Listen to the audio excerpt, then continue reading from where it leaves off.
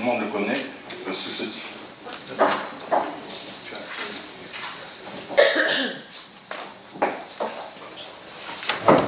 Mesdames et messieurs, mes sœurs et mes frères, je vous souhaite à mon tour la bienvenue au nom du Cercle culturel franquin. Et je précise deux choses d'emblée avant de présenter notre invité de ce soir. La première, c'est qu'il y a eu, et je vous prie de nous en excuser, un malheureux quiproquo sur l'horaire. Certaines affiches et certains sites ont annoncé 19h au lieu de 20h, ce qui est contraire à nos habitudes, puisque toutes les conférences que nous organisons ont lieu à 20h. Deuxième chose, vous vous étonnez peut-être de voir qu'il y a ici même un caméraman ce soir. Dans la vie de lumière, c'est normal. Mais je précise qu'il est exclusivement du ressort de notre cher Khaled Bentounès qui a demandé à ce caméraman, qui n'a rien à voir avec la presse locale, régionale ou nationale, de œuvrer pour lui. Comme vous le savez, mesdames et messieurs, mes très chères sœurs et mes très chers frères, nous accueillons en notre grand temple de la Grande Loge de France des conférenciers qui sont tous des hommes de paix, de tolérance, de dialogue et d'ouverture aux autres. Il y a 1 an et demi déjà, le père Ferrer Benimeli ou le lama Lendro, et avant de recevoir Monseigneur Payen, venu nous parler de l'avenir des chrétiens d'Orient, et le professeur Étienne Tissot, président de l'Église protestante unie, sur le thème des Églises et la République, nous entendions un autre homme de bonne volonté, mon ami Galeb Benchek, nous entretenir des rapports de l'islam et de la laïcité. Ce soir, nous avons la joie et l'honneur d'accueillir un grand maître du soufisme, Cheikh Khaled Bentounès, qui est le guide spirituel de la grande confrérie Alaouia. Cette confrérie d'origine algérienne et qui regroupe plusieurs milliers d'affiliés dans le monde a fêté son centenaire en 2013. Elle vise, tout comme nous en franc-maçonnerie, à promouvoir au sein de l'islam de véritables initiés en leur offrant une voie privilégiée vers la spiritualité. N'oublions pas à cet égard que notre frère René Guénon, qui a appartenu à la Grande Loge de France, fut également initié au soufisme dès 1912, et avant de se convertir à l'islam dans les années 30. Cheikh Khaled Bentounès devint en 1975 le 46e guide spirituel de la confrérie Alaouia, fonction à laquelle il succéda à son père, Hadj Al-Mahdi Bentounès. Ardent partisan d'un dialogue de paix et de réconciliation entre tous les hommes, il fonda en 2001, après avoir organisé un colloque international pour un islam de paix à l'UNESCO, l'association internationale Soufi Alaouia, reconnue par l'ONU, et dont la vocation est d'œuvrer pour une société du mieux vivre ensemble. Une journée du vivre ensemble est d'ailleurs, je crois, à l'ordre du jour. Œuvrer pour la paix, la dignité humaine et la fraternité universelle. Et son association lança en 2014 une campagne pour une journée mondiale du vivre ensemble. Cheikh Khaled Bentounès, né à Mostaganem, fit ses études de droit et d'histoire en France, y compris également tout ce que les femmes pouvaient, a compris également tout ce que les femmes pouvaient apporter à une meilleure compréhension d'un islam authentique. Il organisa en 2014 à Oran, une première mondiale, un congrès international féminin pour une culture de paix. Il a de plus fondé en 1990 les scouts musulmans de France, dans le pur idéal du scoutisme international. S'en prenant à tous ceux qui dénaturent et même défigurent sa religion, il n'hésite pas à dire que l'on est en train de vider l'islam de sa spiritualité. Et courageusement, il dénonce les faux prophètes prêchant le djihad, comme si le vrai djihad n'était pas d'abord un combat intérieur contre nous-mêmes. Ce combat précisément que nous devons mener nous-mêmes en tant que francs-maçons. Écrivain, conférencier, homme d'action autant que de méditation, Cheikh Ben Tounès parcourt le monde pour rencontrer partout des hommes de bonne volonté.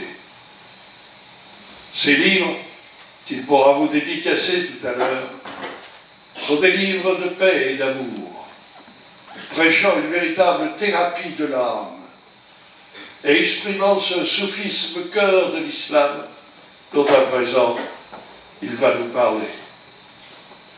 Ainsi, rejoint-il la longue chaîne des initiés soufis et surtout, le plus merveilleux de tous, ce Moïdine Ibn Arabi, dont je garde les paroles gravées à mon cœur, parce qu'elles sont la plus belle leçon d'universalisme, d'œcuménisme et d'amour qui ait jamais été prononcée.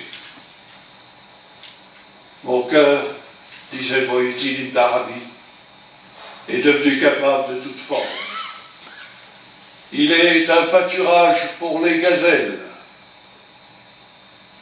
et un couvent pour le moine chrétien et un temple pour les idoles et la Kaaba du pèlerin et la table de la Torah et le livre du Coran.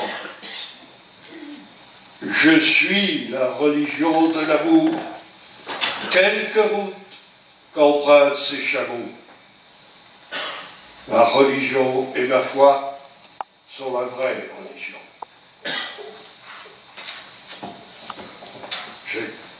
Je suis heureux de vous entendre. Merci, Monsieur le Président. Mesdames et Messieurs, bonsoir. Je vous remercie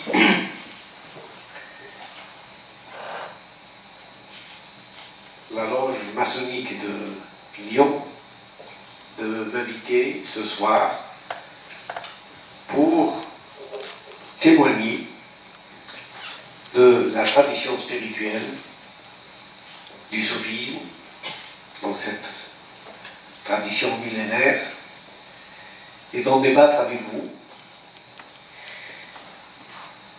Ça sera très difficile, effectivement, de pouvoir aller dans les profondeurs de cet enseignement, mais j'essaierai, dans la mesure du possible, d'en extraire quelques sagesses, quelques paroles qui peuvent, plus ou moins, souligner l'importance de cette tradition vivante, héritée de nos maîtres. Le soufisme, cette école de spiritualité, historiquement, les maîtres disent qu'il a existé bien avant la tradition musulmane. Il porte même un nom, et la tradition l'appelle la Hanifia, cette religion de la primordialité, cette quête permanente de l'homme depuis l'origine, à donner du sens à sa vie et de découvrir les mystères, ses propres mystères, qui font de lui ce qu'il est, c'est-à-dire un être complexe, à la fois travaillé par ses origines les plus lointaines, les plus basses, qui le ramènent souvent à son animalité,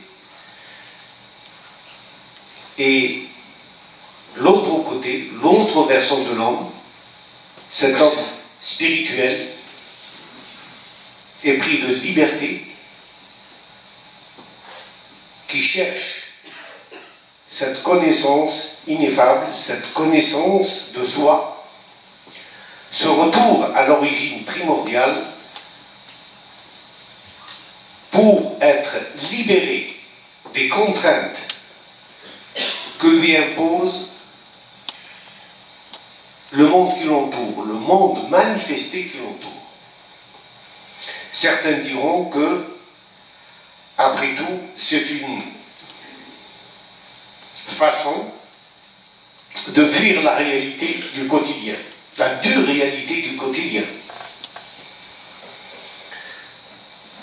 Certains vont jusqu'à nier même l'existence de cette tradition spirituelle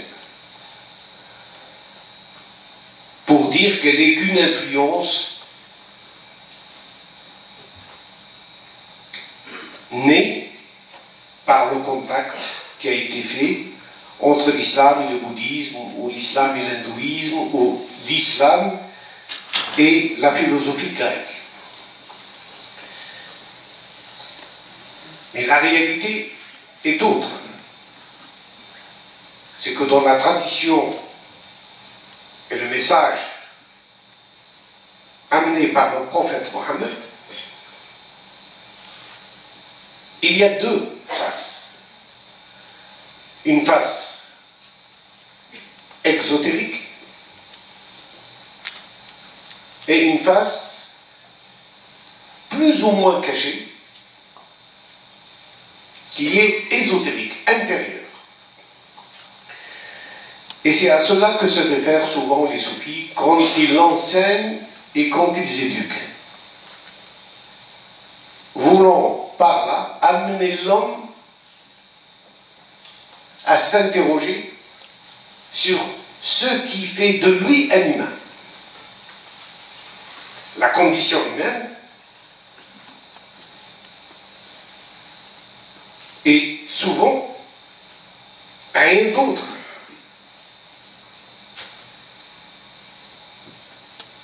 qu'un être soumis à ses passions, à ses influences héritées à travers la chaîne de la création, le minéral, le végétal, l'animal, et qui domine, qui nous domine. Nous mangeons, nous travaillons, nous couchons, nous nous reproduisons, comme tous les êtres animaux qui sont sur Terre. La différence, c'est que l'homme a une conscience. Et on ne sait pas si certains, peut-être, les animaux ont une conscience. Mais en parlant de l'homme, ce qui distingue l'homme de l'humain, c'est sa conscience. Donc, la conscience qui nous amène à évoluer, à grandir dans notre rapport à nous-mêmes et dans le rapport à l'autre et à la création. Cette conscience qui peut s'élever et faire que des hommes ont été des génies dans l'histoire humaine et que par leur esprit ont pu influencer des millions d'êtres humains, par le bien comme par le mal. Cette puissance de la conscience humaine qui peut transcender le temps et arriver à marquer des autres consciences. Je ne vais pas rentrer plus loin pour revenir vers la tradition spirituelle du tasawwuf, le terme arabe est le tasawwuf, qui signifie au fait, c'est la remise en question de l'héritage qu'on a reçu.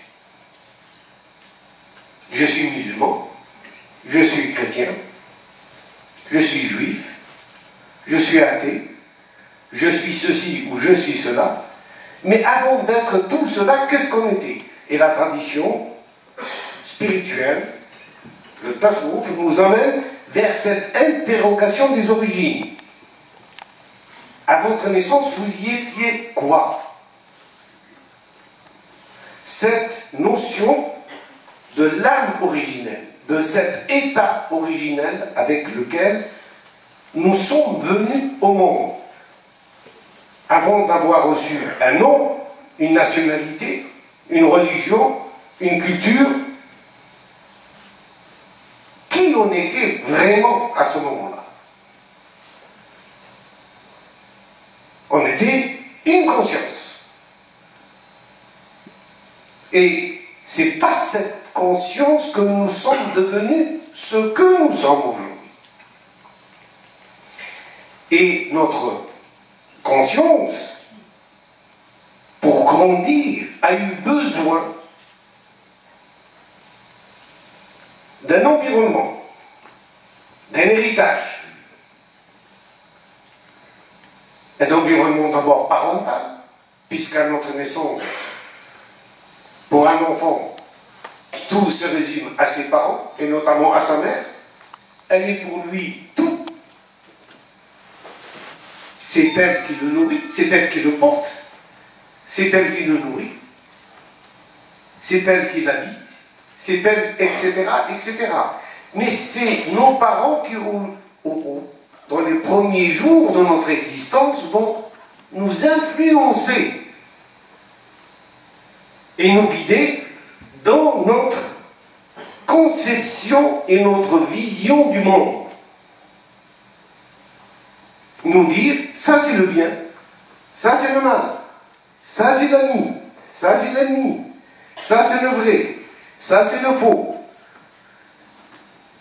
etc., etc. Donc en grandissant et en découvrant le monde, nous nous découvrons nous-mêmes. Je suis par rapport au monde qui m'entoure. Par ma relation à lui, par mes interrogations. Et c'est là où la tradition spirituelle vient nous interroger sur ce point-là, cette fitra, cette notion de fitra, cette âme originelle, cet état originel.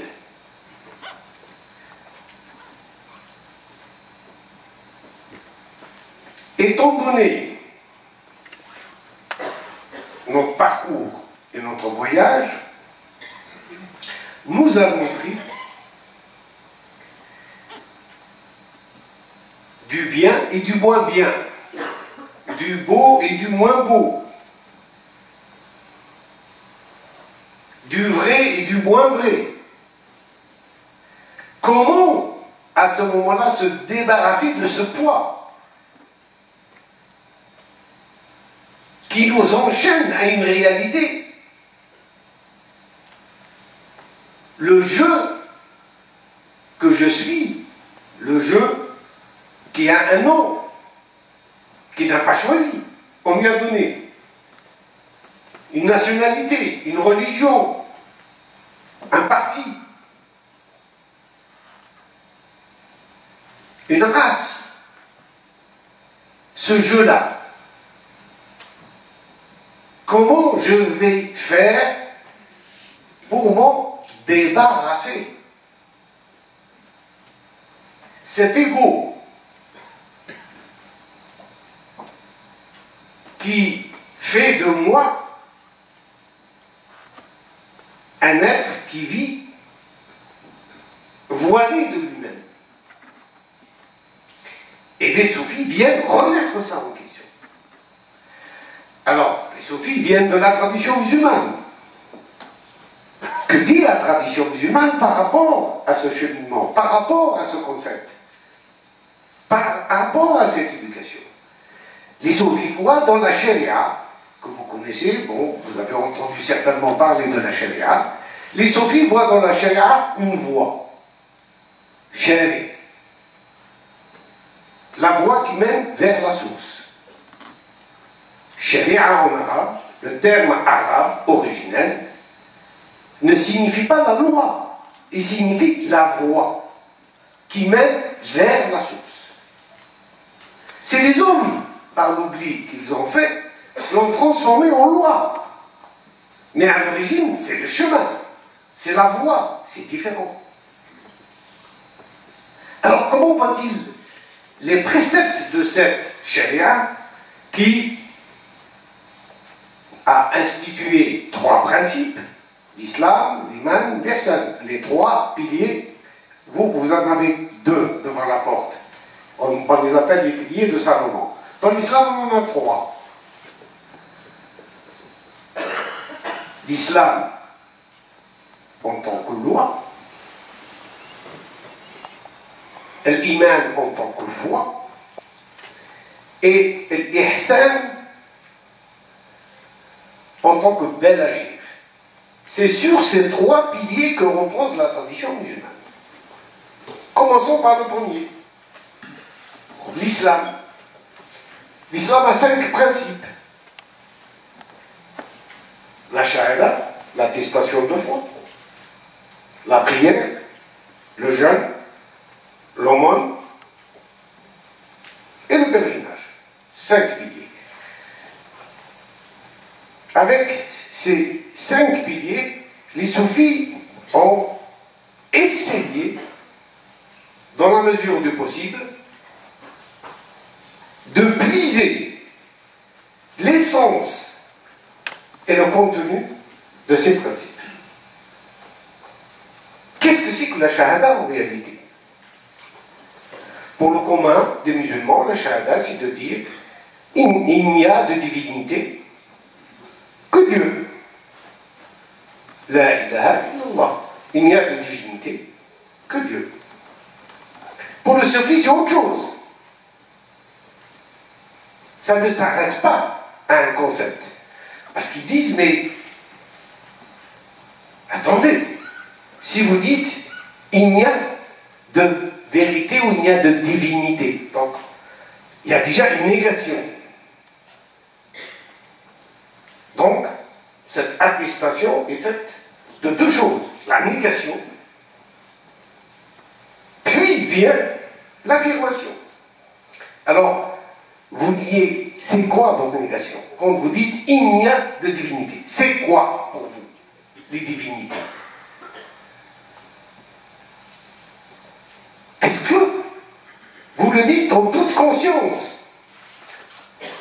Est-ce que vous savez ce que vous dites? Quand vous parlez de divinité, qu'est-ce qu'elles sont pour vous aujourd'hui et maintenant, ces divinités? C'est l'argent. C'est le pouvoir. Les honneurs. Le savoir. C'est quoi pour vous vos divinités? Alors connaissez déjà d'abord vos divinités qui vous encombrent pour pouvoir les nier. Ça, c'est la négation. Quant à l'affirmation, quand vous dites il n'y a pas de divinité sinon Dieu, sinon Allah. Mais dites, pour attester de quelque chose, soit il faut l'avoir vu, soit entendu, soit touché. Pourquoi proclamez-vous qu'il y a Dieu? C'est qui Dieu pour vous? L'avez-vous vu? Lui avez-vous parlé? L'avez-vous touché? Pourquoi vous affirmez? Qui vous êtes pour affirmer que Dieu est un? Donc, vous voyez déjà la complexité application sur le premier principe de l'islam, tout l'effort qu'il y a à faire pour qu'un être humain puisse se poser la question sur une réalité qui le dépasse.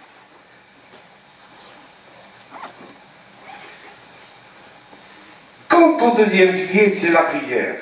Bien, la prière c'est quoi pour vous? C'est faire 5 prières par jour, très bien. Mais prier, qu'est-ce qu'il veut dire pour vous? Qu'est-ce qu'il signifie pour vous? La prière, pour le soufi, c'est d'établir le lien, la relation. C'est là. Salat, c'est là. C'est le lien. C'est me raccorder, me lier à quelque chose, à l'être suprême, à la source de vie, au vivant. Et les positions même de la prière nous amènent à réfléchir sur le sens. Les stations de la prière nous amènent à nous interroger. Pourquoi la station debout? Pourquoi la station courbée? Pourquoi la station de la prosternation qui est le retour carrément, puisqu'on revient à la terre, de l'état où on est dans l'ego qui regarde de haut le monde, à celui qui courbe les chines et qui accepte qu'il y a autre chose, d'autre que lui, qui le dépasse, à celui qui va encore plus loin et qui affirme sa propre mort pour ressusciter par la suite. Et là, les soufis disent, mais regardez ce qu'a dit le prophète Mohammed, mourrez avant de mourir. Qu'est-ce que cela signifie? Qu'est-ce que c'est que cette mort avant la mort? Donc, dans le déroulement de la prière elle-même, il y a toute la symbolique de la mort-résurrection.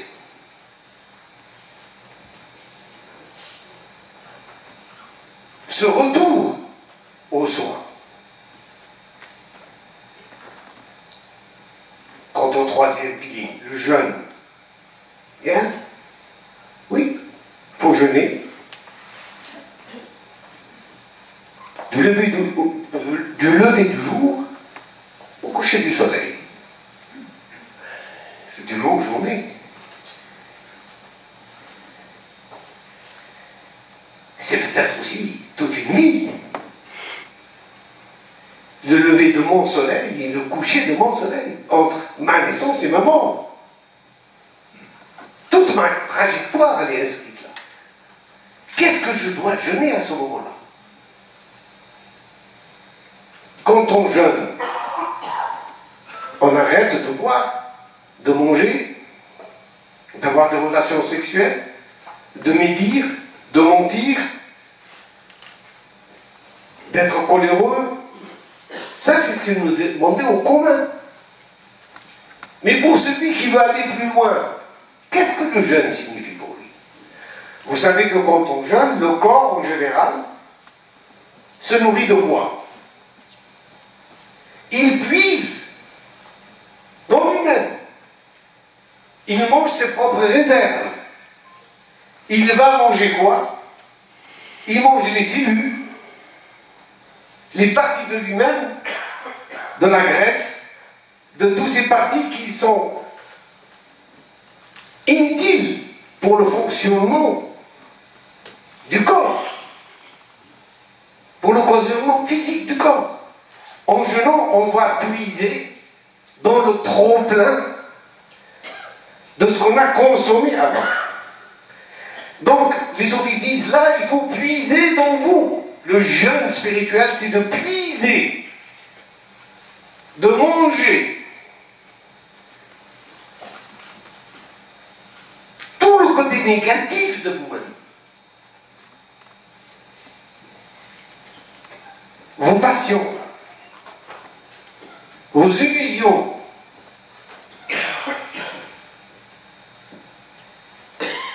votre imaginaire, tout ce qui fait de vous un être voué à vivre sans donner du sens à sa propre vie. Alors reste le pèlerinage, reste la zakat, la dîme, la zakat. C'est quoi? Dans la tradition musulmane, c'est la solidarité. C'est un impôt de solidarité. C'est une contribution volontaire que chacun de nous prend une partie de ses bénéfices pour les redonner à la société, à ceux qui en ont besoin. Moralement, c'est une très bonne chose que de contribuer à partager avec les autres pour que ceux qui en ont besoin puissent avoir une aide. Mais pour les soufis, ça va plus loin. Ce n'est pas par une obéissance morale ou religieuse. La zakat, c'est plus que cela.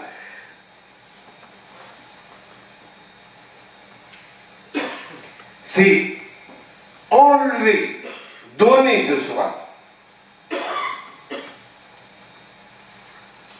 Et c'est là où vient la notion de l'ihsan.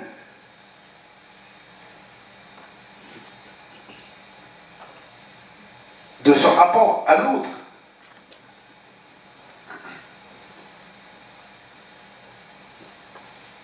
Donc, comment contribuer au bonheur des autres dans ma relation?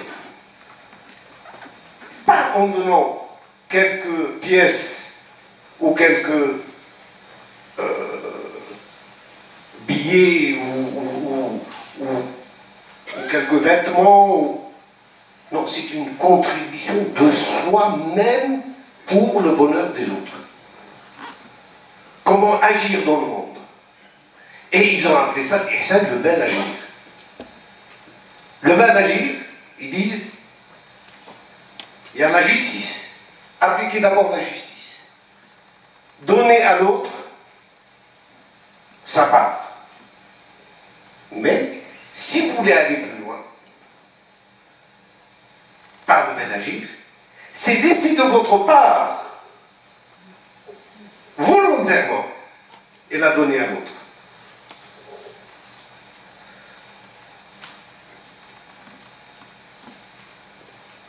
Donc dans ce travail, c'est un travail qui est au quotidien.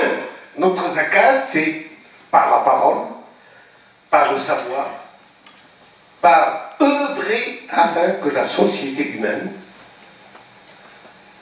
puisse, dans sa mémoire, se rappeler de nous, que nous avons agi pour le bien de la société. Marquer notre présence éphémère dans ce monde par des actions du bel agir. Reste le pèlerinage.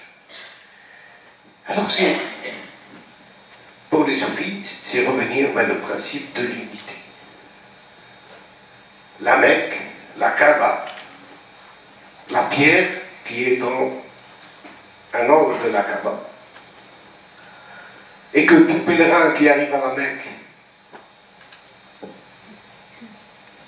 doit toucher au moins de loin la saluer, qu'est-ce que ça veut dire? Pourquoi tourner autour cette fois? Quel sens ça a?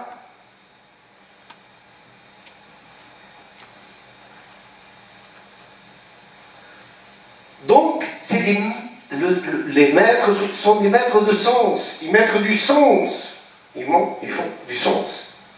Pourquoi le pèlerinage? Qui l'a institué? Ce fondement de pèlerinage, dans la tradition musulmane, c'est une femme qui l'a institué. C'est Agar, Hajar, chassée par Abraham, va trouver refuge dans cet endroit avec son fils Ismaël, mourant de soif. Elle cherche, elle court d'un endroit à un autre, cherchant le secours pour que son enfant ne meure pas de soif. Qu'est-ce que cela signifie? L'eau de vie, l'eau qui rend la vie.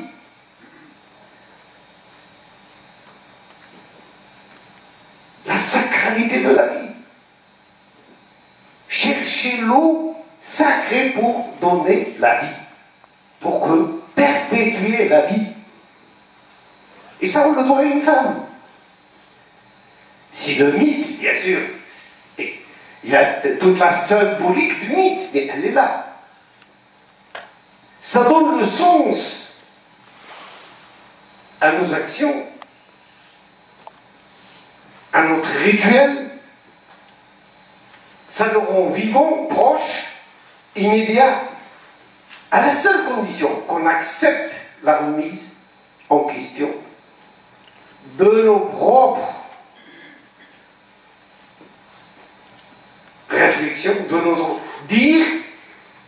Il y a toujours plus de savoir par rapport à mon savoir, plus de connaissances par rapport à ma connaissance.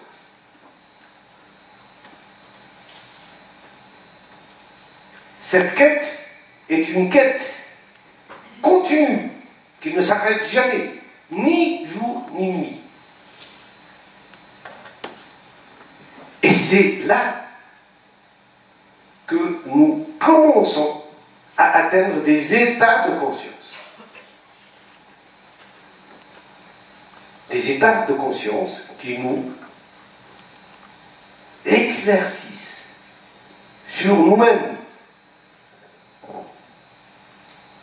Et si on ne comprend pas que le cœur de l'islam, c'est sa spiritualité, alors il devient ce qu'il est devenu aujourd'hui. Une religion, et de plus en plus une idéologie politique, pour certains, même s'ils sont une minorité.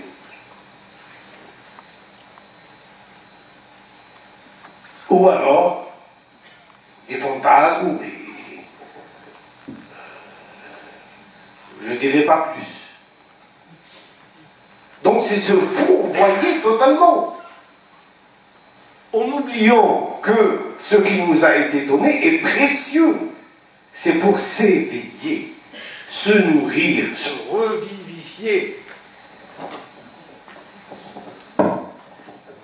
Se revivifier. Et c'est pour ça qu'un des grands maîtres du Tasawwuf a écrit un livre qui s'appelle La revivification de Ihya Ulumuddin, la revivification des sciences religieuses. C'était Imam al-Ghazali, Hujjat al-Islam, la preuve de l'islam. C'était un grand soufi. Il a essayé de redonner quelqu'un comme l'imam Malik, un des fondateurs de l'école dans le sunnisme. Le livre qu'il a écrit sur la charia, il l'a appelé Al-Mawatta. Ce qui signifie en arabe celui qui enlève, qui aplanit les problèmes. C'est-à-dire comment aplanir, Mawatta, qui aplanit les problèmes. Quand un problème se pose à vous, le moyen de pouvoir le gérer pour qu'il ne soit pas pour vous une difficulté à surmonter. Tout ça a été oublié. Et le fait d'oublier ça a produit historiquement un islam parallèle. Alors les gens disent, bon, l'islam... Mais pour les soufis, l'islam, il y a longtemps déjà qu'il a été perdu. C'est pas d'aujourd'hui. Cette tradition, il y a longtemps qu'elle a été perdue. Elle a été perdue avec le 4e khalifa de l'islam. C'est pour ça qu'on a dans la tradition 4 califes, reconnus par tous. 4 califes. Le Khulafa al-Rashidin, on les appelle le Khulafa al-Rashidin.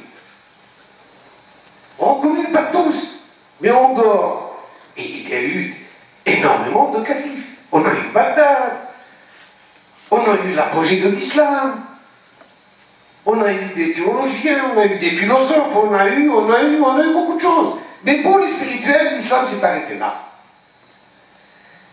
40 ans après le prophète. Ça n'a pas duré longtemps. Je vous surprends peut-être, mais dans la tradition spirituelle, le nœud, il est là.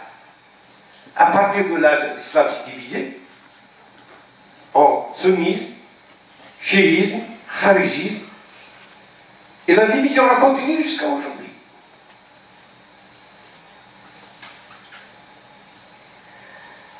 Bien sûr, ça, nous faisons un petit peu, j'essaye un petit peu d'aller vite, comme je vous ai dit, et d'essayer de rappeler les choses essentielles, mais dans la tradition, c'est ainsi que ça s'est passé. Et depuis ce moment-là, le véritable islam a été occulté, caché.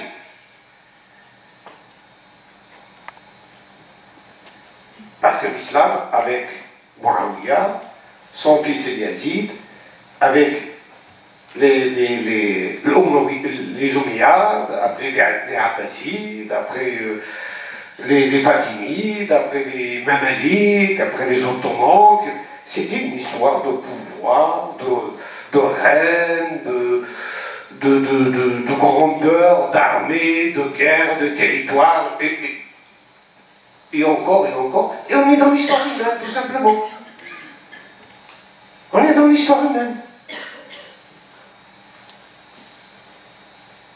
Et cet islam spirituel, son histoire, a été vécu à l'intérieur de tout ce brouhaha et transmis de génération en génération afin qu'il soit préservé. Jusqu'au jour, peut-être une humanité se réveillera et dira, mais tout ça, pour arriver où? Pour faire quoi? Pour aller vers où? Et comprendra, je parle du monde musulman, mais je parle du monde en général. Le prophète, dans sa première mission, a dicté 4 choses. Quand on lui a demandé, mais que nous commandes-tu de faire? Quand il a été chassé de la Mecque et qu'il est arrivé à Médine, ses compagnons, ceux qui l'ont reçu, ils ont dit, demande-nous, commande-nous ce que tu veux, nous sommes prêts à le faire. Il leur a dit oui. Il y a 4 choses que je vous commande de faire. Semer la paix, Afshi Salam. Wata'im ta'am, nourrissez le nécessiteux. Afshi Salam, Wata'im ta'am, Wasil al-Raham, renforcer les liens entre vous, entre vous, les liens, et prier la nuit quand les gens dorment. Méditer la nuit quand les gens dorment. Alors qu'est-ce qu'on comprend? C'est l'islam de l'épée, de trancher les têtes, de convertir par... Et les 4 califes, qu'est-ce qu'ils ont fait après lui? Et ça, c'est des documents qui parlent. Nous avons des documents historiques. Est-ce que le vivre ensemble est quelque chose qui date d'aujourd'hui ou qui datait de cette époque? Il date de cette époque. Quand on lit la Sahifa de Médine, le pacte de Médine, le vivre ensemble est inscrit dedans, entre musulmans et non-musulmans. Qu'ils soient juifs ou polythéistes. Il est inscrit. C'est des articles. Quand on lit la lettre de Najran, la lettre écrite pour les chrétiens de Najran qui sont dans le sud de l'Arabe, c'est écrit noir sur blanc.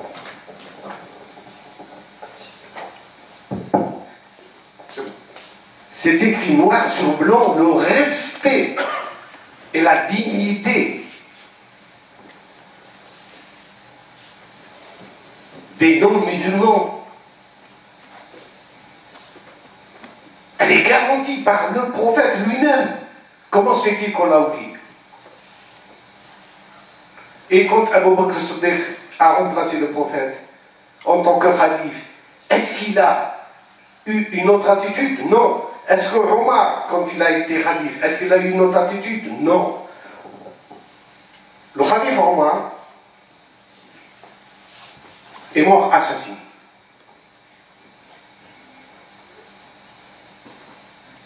Donc il y a eu un complot contre lui. On n'a jamais su exactement ce qu'il en était réellement. Mais il y a eu un complot. On l'a frappé. Et avant de mourir, sa recommandation était pour qui? Elle n'a pas été pour les musulmans. Elle a été pour les non-musulmans. Parce que celui qui l'avait frappé était un chrétien.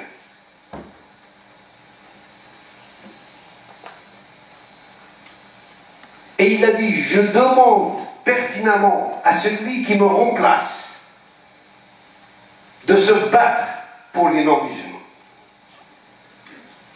afin que leurs droits ne soient pas lésés. Ça, c'est un document qui existe.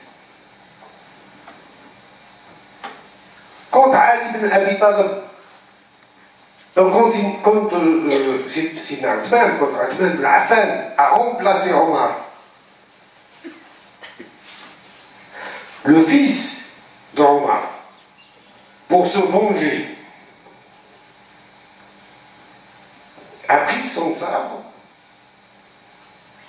et il a assassiné 3 personnes qui, soi-disant, avaient tramé le complot contre son père. 2 chrétiens et un musulman. Qu'est-ce qu'a fait Uthman ibn Affan, le 3e khalife de l'islam? Il l'a fait arrêter. Et il a convoqué une commission des compagnons. Il a dit, vous devez le juger. Est-ce que son acte est répréhensible ou pas? Ils l'ont jugé. Et ils ont dit, il est un meurtrier et il mérite la mort. Il a donné la mort, il mérite la mort. Le fils de Omar ibn Khattab, alors que son père a été assassiné, voulant vengeant son père, se trouve lui-même condamné à mort. Parce qu'on lui a dit, tu n'avais pas à le faire. C'était pas à toi de le faire. Tu as peut-être tué des innocents. Donc tu dois mourir. Et qui est-ce qui l'a sauvé de la mort? C'est les parents des victimes qui sont venus demander à Uthman ibn Affan, le khalife, laisse-lui la vie sauve. mais qui nous donne à la place le prix du sang.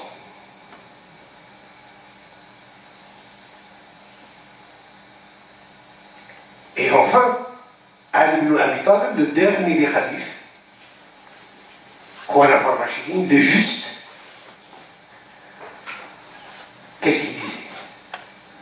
Notre sang vaut le sang des autres. Notre sang vaut le sang des autres. Et le prix de notre sang et le prix du sang des autres, c'est le prix du nôtre. Donc, je ne vais pas trop m'étaler pour dire comment toute cette histoire aujourd'hui est totalement exclue de l'éducation de nos propres enfants. Elle n'est enseignée ni dans une école, ni dans un livre, ni dans des émissions de télévision. Comment voulez-vous qu'aujourd'hui nos enfants puissent s'interroger, se cultiver, se poser la question? Parce que la question, ce n'est pas pour nous. Nous sommes ici déjà, le fait de se rencontrer, d'échanger. Nous sommes arrivés déjà à un compromis humaniste entre nous. On ne s'entretue pas, il n'y a pas quelqu'un d'ici, on peut soupçonner qu'il est rentré avec une épée ou je ne sais pas, ou avec une bombe pour nous on n'est pas encore arrivé là. Mais pour nos enfants, dans quelle vie, quel est l'héritage qu'on leur laisse? Avec un monde qui change à une rapidité mais inimaginable. Sinon, au moins des valeurs d'humanité, des valeurs de fraternité, des valeurs qui font qu'un homme est avant tout le produit des valeurs qu'il porte et non de la fortune qu'il possède ou du grade et des honneurs qu'il obtient. C'est les valeurs qui déterminent un être humain. Un monde qui perd ses valeurs est un monde déjà en train de mourir. Et nous sommes dedans. Aujourd'hui, on va confier notre avenir à qui? De plus en plus de personnes disent, écoutez, l'homme a fait faillite. De toute manière, on ne s'en sort pas. On ne sait pas où on va. Confie-le à la machine. Nous avons des ordinateurs, des algorithmes. La fameuse biotechnologie qui peut tout régler. Déjà, les bourses aujourd'hui, c'est des ordinateurs qui les font marcher. C'est magnifique. On gagne de l'argent et c'est des machines qui travaillent à notre place. Mais demain, pourquoi avoir besoin de paysans? Des tracteurs avec des algorithmes pour en faire un travail beaucoup mieux que le fait de paysans. On élèvera des poules, des vaches, des cochons, tout ce que vous voulez. Ça sera nos robots qui les feront à notre place. Mais pourquoi avoir besoin de médecins? Puisque les diagnostics qui vont être faits par les ordinateurs, les algorithmes seront beaucoup plus, je dirais, sûrs et capables de détecter des maladies qu'on n'a pas encore. C'est magnifique. C'est extraordinaire. Donc, le paradis. Nous allons construire le paradis. Est-ce que c'est ça le monde dans lequel nous rêvons de vivre? La question, c'est pas nous. La question, c'est les générations à venir. Celles d'aujourd'hui et de demain. C'est là où la question se pose. 47% des métiers que nous avons connus disparaîtront. Vont disparaître dans les 30, 40 ans à venir. C'est pas loin ça. Vont disparaître. C'est ce que nous promet la technologie d'aujourd'hui. Et elle marche à une rapidité extraordinaire. Nous sommes tellement dedans que nous ne la voyons même pas. Beaucoup de choses ont été remplacées par des machines. Et ça nous semble, oui. Nous sommes dans une espèce de fatalité, c'est comme ça et pas autrement. Qu'est-ce que alors un enseignement spirituel peut nous apporter? Si nous sommes voués à déléguer les machines pour gérer notre vie et nous dire demain avec qui se marier et nous dire quel enfant, sélectionner nos enfants par la machine, nos femmes ou le mari ou la femme par... Donc, à quoi ça va nous servir la spiritualité? À quoi parler de tout ça aujourd'hui? Est-ce que ça a du sens? Donc nous voyons bien que l'humanité est en train de prendre un tournant considérable et que nous sommes encore en train de nous poser des questions sur un monde qui est déjà presque mort.